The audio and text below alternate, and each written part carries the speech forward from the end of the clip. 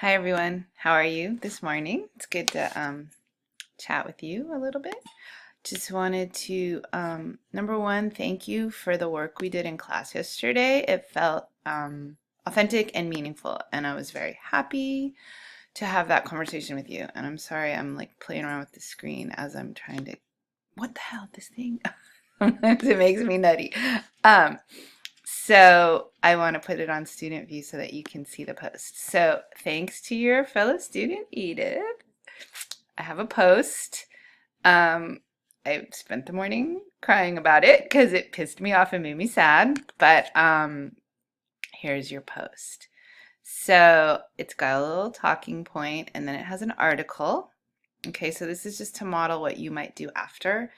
You don't have to do this exactly like I do it when it's your turn, but this is just giving you an idea, okay?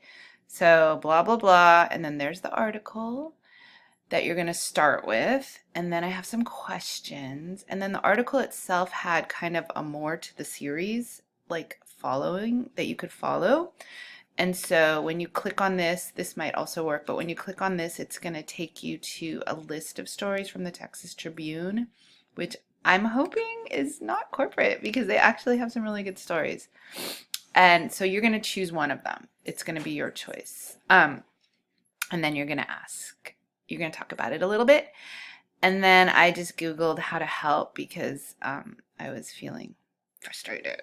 So this is not this is definitely corporate, but it just offers you a small list if you're interested. And then my little like caveat is I didn't try to kill the story. So that will be a step that you will be doing that I didn't do. So just be mindful of that. All right. So this is the post. It's available now. You can get in there and start posting.